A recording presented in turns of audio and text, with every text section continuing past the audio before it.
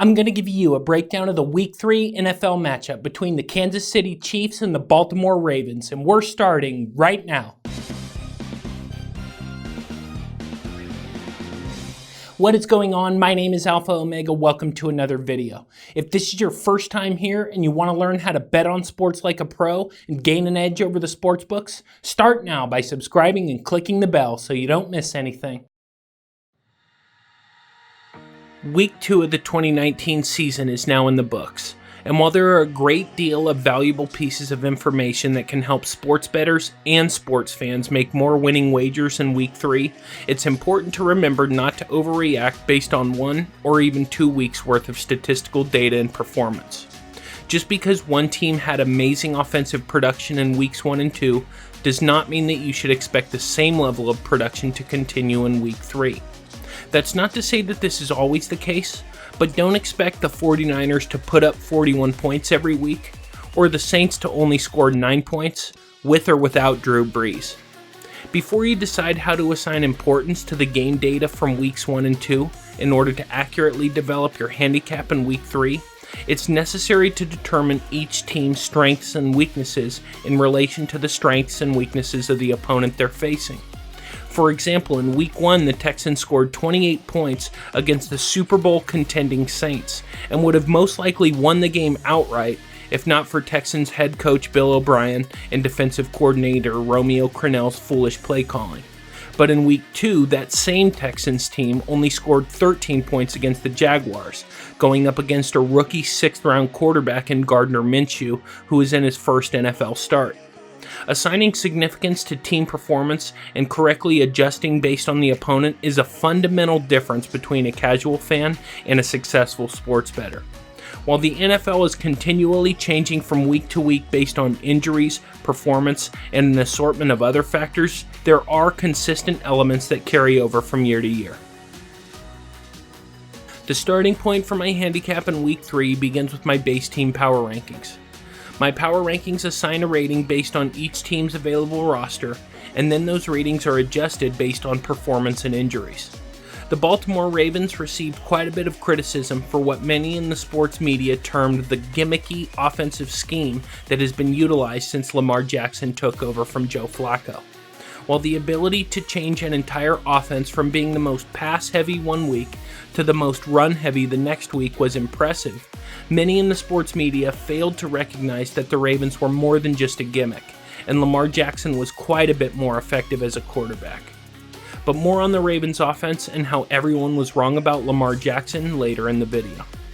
The Ravens were power ranked in my preseason top 10, and with the Tommy John injury to Ben Roethlisberger, the Ravens move up in my power rankings, remain one of the most dangerous teams in the NFL, and Baltimore is now the likely AFC North division winner. The Kansas City Chiefs remain ranked second in my base power rankings, and the Chiefs' ridiculous offensive capabilities continue to impress me. In Week 2 against the Raiders, the Chiefs again showed why they are one of the most explosive offenses in the NFL, with Patrick Mahomes throwing for 4 touchdowns in the second quarter. It's important to note that the Chiefs only scored in the second quarter, but I think that's more due to the overall improvement of the Raiders rather than a downgrade to the Chiefs. The Chiefs' defense held the Raiders' offense to only 10 points in Week 2, but like I mentioned earlier in the video, adjusting team power rankings is based heavily on the strength of the opponent being faced. While the Raiders' offense is improved, that does not mean the Chiefs' defense should be upgraded. I expect the Week 3 matchup between the Ravens and the Chiefs to be competitive, so stick around for useful information on both teams. The Alpha Omega Vegas consensus line has the Chiefs favored by 6.5 points, with the total sitting at 55 after being bet up from the opener of 51.5. Implied odds mean based on the current moneyline odds, what is the projected implied probability of victory? Basically, it's the chances of victory expressed as a percentage. In this case, Vegas is saying there is a 74% probability that the Chiefs win outright, with the Ravens having a 30% chance of pulling off the upset. Using my base power rankings, I have the Chiefs favored by 6 points and the total at 54. But remember, my power rankings are only the starting point for a successful handicap. The success of the Kansas City Chiefs as a team is dependent on the ability of the KC offense to score. On a game-by-game basis, if the Chiefs don't score a great deal of points, their defense by itself is not capable of keeping Kansas City competitive. Thankfully for the Chiefs, the offense has shown no signs of slowing down in 2019. While it's misguided to expect the Chiefs offense to continue to produce at the same pace as the 2018 team, based on the Chiefs offensive talent, as well as KC's Week 1 and Week 2 performance, the Chiefs are still one of, if not the top offensive team in the NFL. The personnel changes to the Kansas City Chiefs offense in 2019, particularly the loss of top 5 running back Kareem Hunt, is a massive downgrade for the Chiefs' potential offensive production. Hunt's 824 rushing yards and 455 receiving yards through 11 games in 2018 can't be replicated by the 31-year-old LeSean McCoy, and that's assuming McCoy will be available against the Ravens.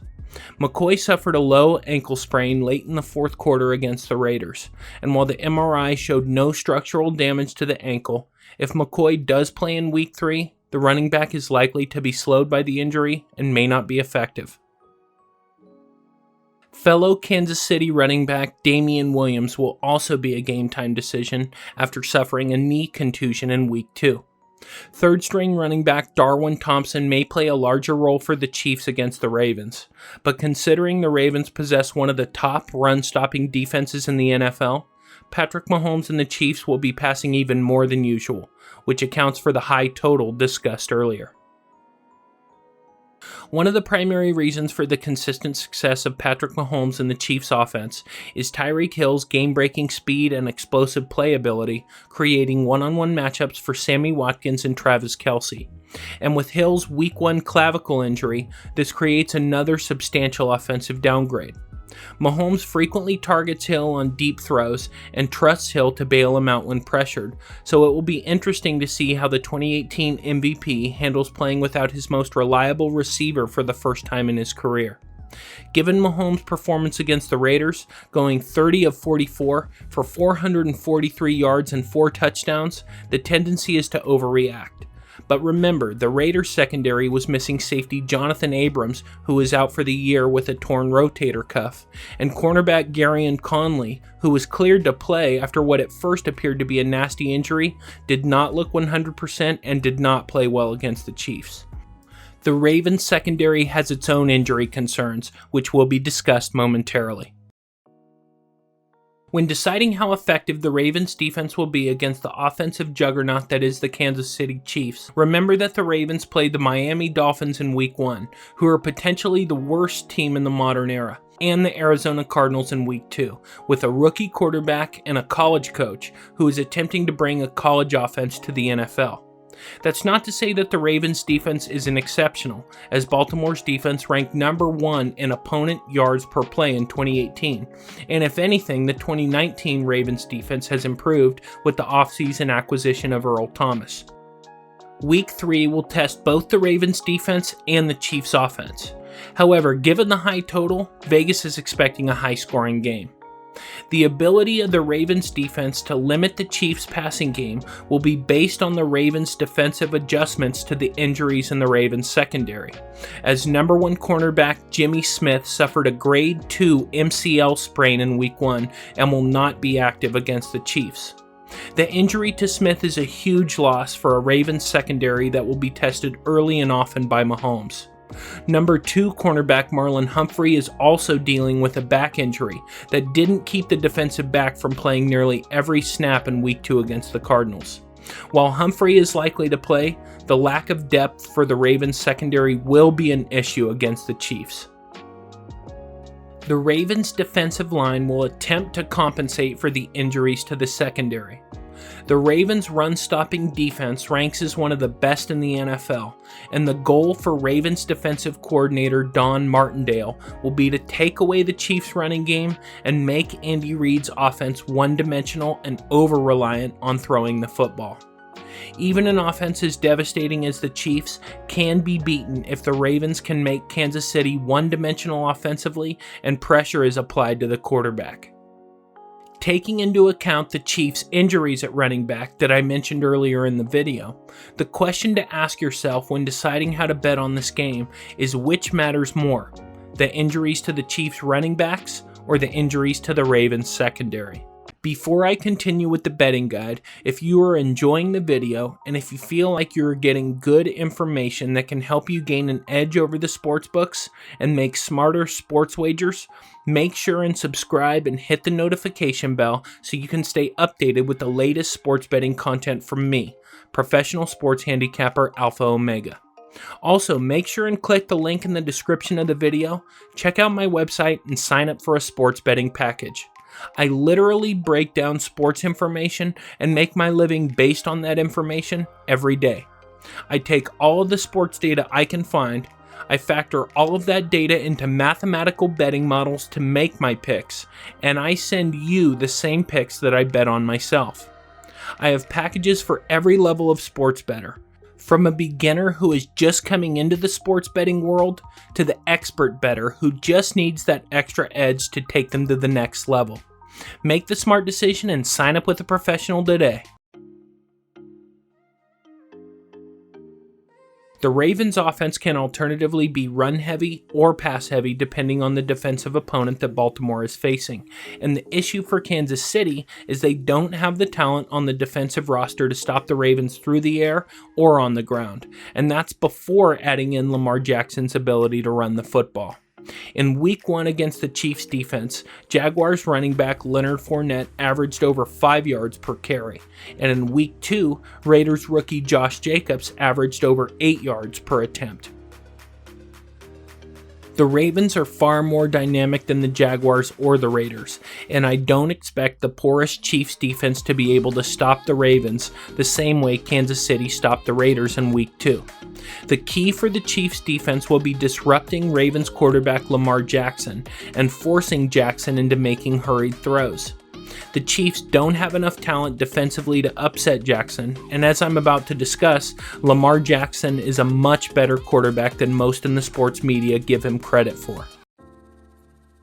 Unlike many in the sports world, I felt that Lamar Jackson not only had the talent, but more importantly put up the statistical numbers that would lead any analytical-minded NFL bettor to conclude that Lamar Jackson would have a breakout season in 2019.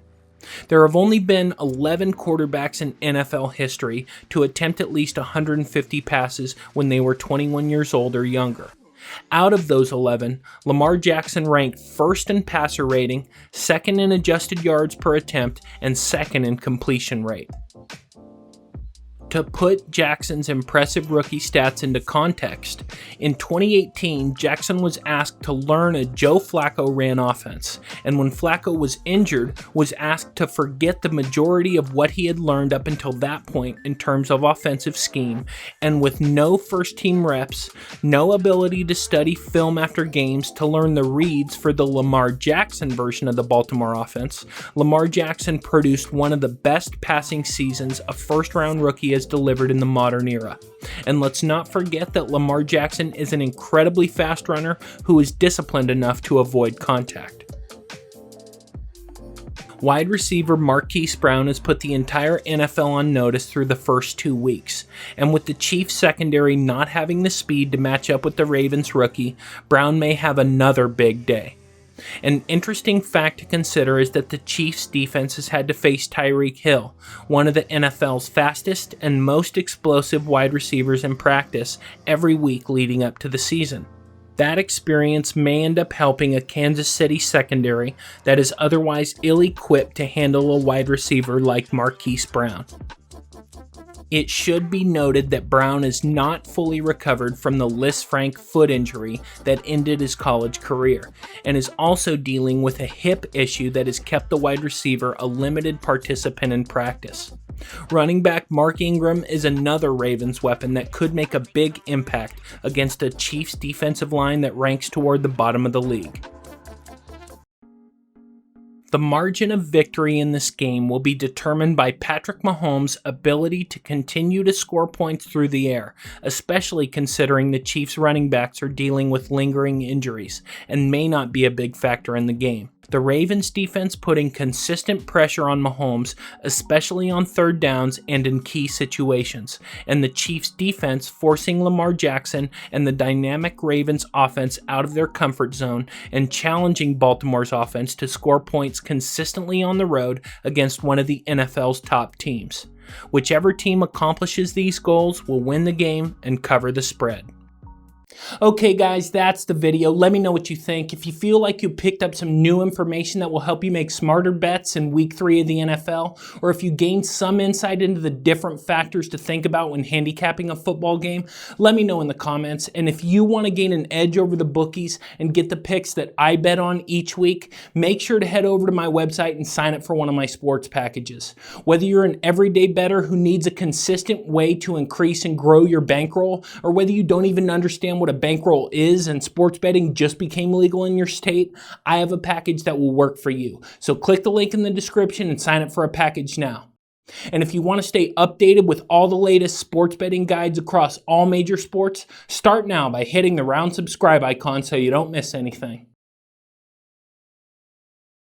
Thank you so much for watching. I'll see you next time.